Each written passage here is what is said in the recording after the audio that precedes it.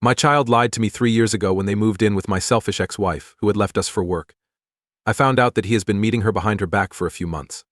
I have to say this, but it will be long. I'm wondering how it all ended so quickly as I sit here in my empty house. 3 years ago, my ex-wife Veronica, 40F, left me and our 17-month-old son Michael. Now Michael is bitter toward me too. Veronica and I met in college. She learned about marketing. And I learned about business. Before. We went out together for 2 years before getting married at age 25. At that time, she was one of a kind. She was kind, helpful, and focused on her family. She was so happy when I started my building company, even though it meant living on a tight budget at first. My dad taught me everything. He had also worked in building. I even got my first jobs because of him. Veronica sewn things together while working at a nearby marketing firm. We were thrilled when Michael was born. She finally hated me for taking a year off work to be with him, saying it stopped her from moving up at work. Things started to change for Michael when he was about 11 years old. The business had grown a lot, and we were finally financially stable. Veronica was happy at first, but then she became antsy. She started going to more networking events, most of the time in nearby towns. When she got home, she would complain about how she was stuck in middle management while her college friends were getting promoted to directors and vice presidents. At first, I helped her get ahead in her job. I agreed with her choice to switch companies in search of better opportunities. When she had to go to meetings, I took care of things at home. However, nothing was ever enough.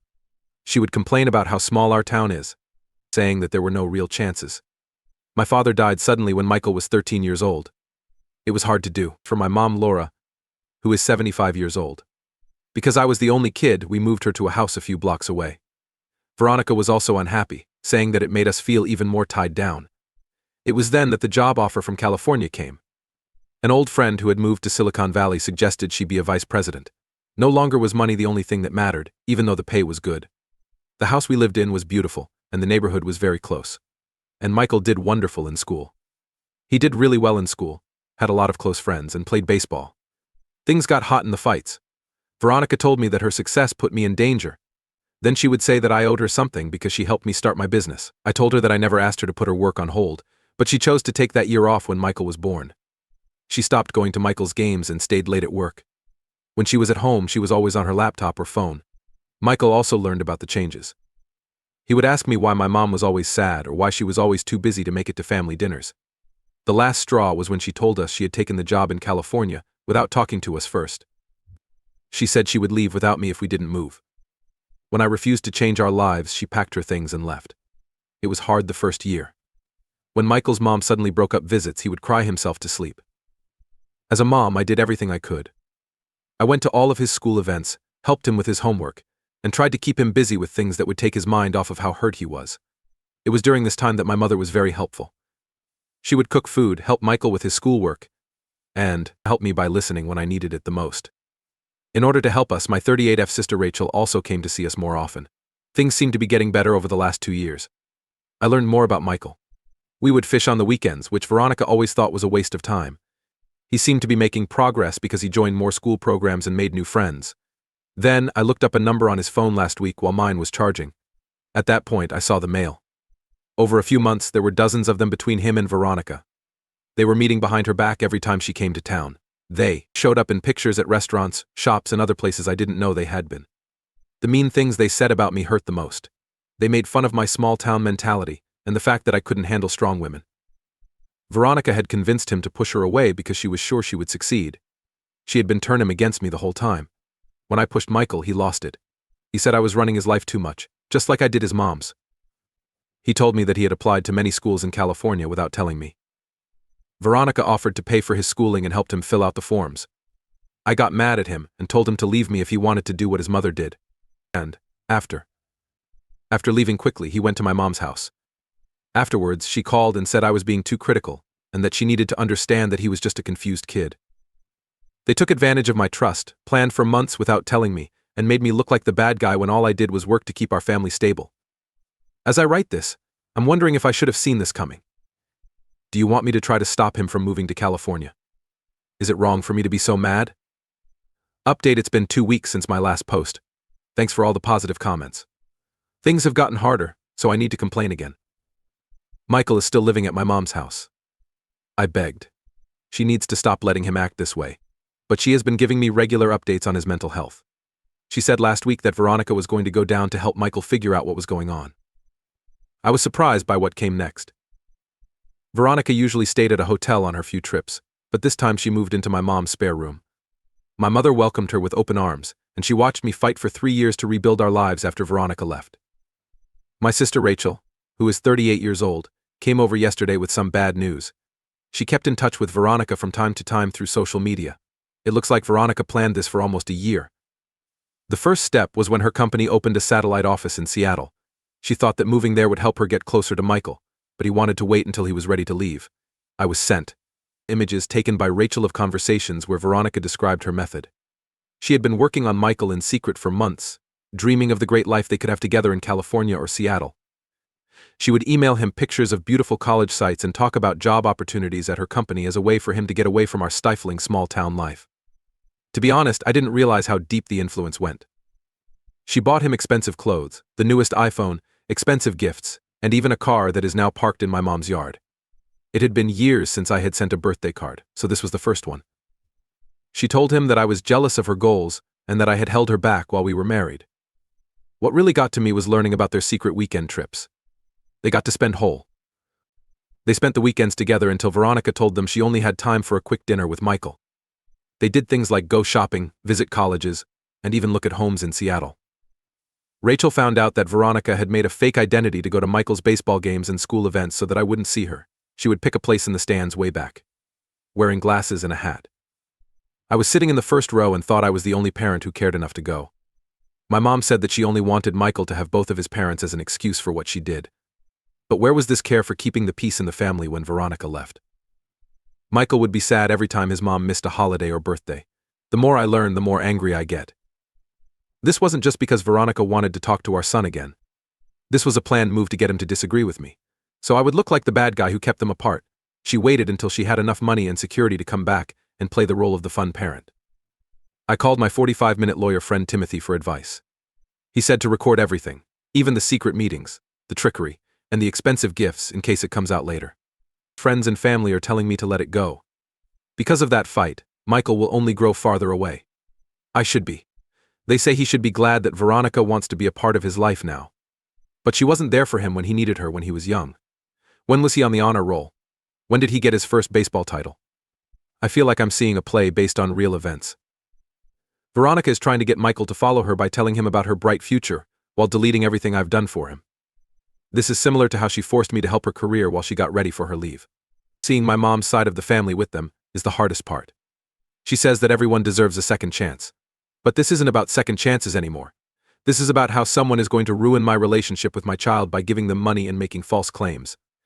Should I try to show Michael how to do it? How cunning is Veronica?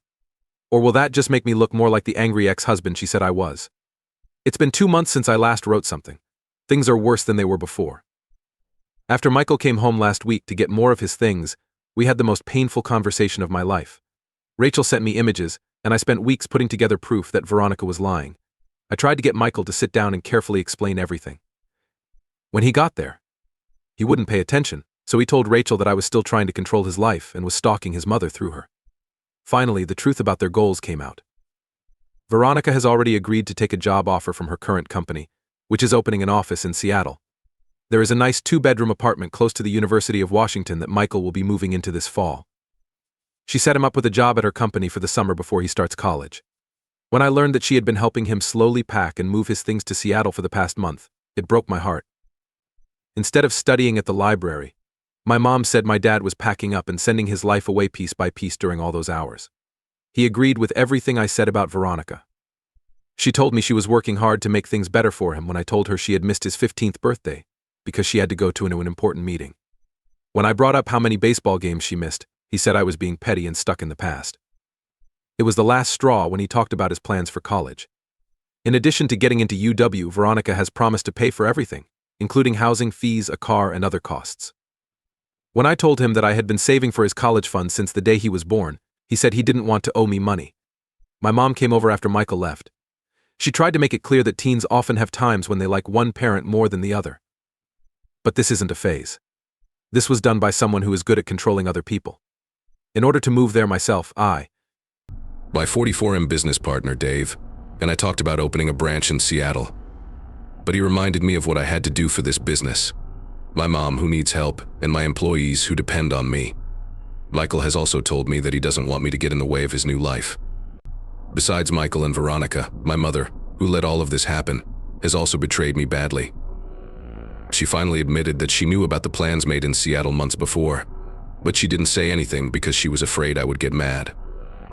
What's the point of going to family counseling? As some family friends have suggested, it's already over for Veronica. After getting the job she wanted, she is now taking my son with her. While doing this, I was making myself look like the crazy person who can't let go of the past. I need to plan how I'll spend the next few months before he leaves. Should I keep trying to tell him the truth about his mom? Should I stay out of the way and let him figure it out on his own? Update 3. It's been 3 months since my last update. Michael graduated last week. I decided to go after giving it some thought. My mom says that bridges need to be kept up for the future. It hurt to be at the service. I was sitting in the back, next to my mother, and Veronica, who was dressed very well, was sitting next to her. After that, they had a huge party at my mom's house to celebrate the graduation.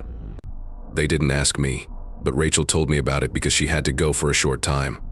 Her family. It became even more clear to Michael how betrayed he was when he gave his valedictorian speech.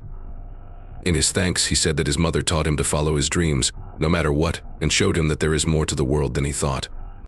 The irony might be clear to anyone who knows our story. It wasn't talked about the father, who had been there every day for 3 years. Things are already well underway to get ready for Seattle. Picture of him as a child, his first baseball glove, and a few baseball awards that he left in his room at my house seemed to be a sign. He is giving up his old life completely. And Rachel says that Veronica has been posting on social media about their new life in Seattle. Always in the news. Pictures of her new apartment, trips to buy school supplies, and times she and her son spent together have been carefully picked to show what a great parent she has become. In the comments, people praise how dedicated she is to her child and stress that there is always time to make things right. My mom keeps telling me that I'll feel bad that I didn't talk to him before he leaves. But every time I think about it, I remember all the secret meetings, lying and controlling people. The choice wasn't mine, he made it. VE emailed me late last night. She talked about how everything works out in the end and how she's finally got her son and a job, which are the only things she's ever desired. She even dared to tell me I should go to therapy to work on my power problems. Since I didn't answer, I deleted the email. Michael is going to Seattle in 2 days. My mother said that he seemed upset that I didn't fight him more, as if he wanted me to show that I cared. But I'm done with these games that try to trick me. Giving someone the chance to make mistakes is sometimes a part of liking them. At the moment, I'm focusing on my business and start over without them. Michael might understand why I couldn't back this choice in the end. After that, I have to accept that I am no longer important in his life, at least for now. Rachel thinks that Veronica will finally show what kind of person she really is. When the fun of happy family is over and real life and responsibilities take over, we'll see if she's really changed.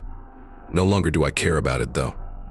I learned the hard way that you can't protect other people from the choices they make,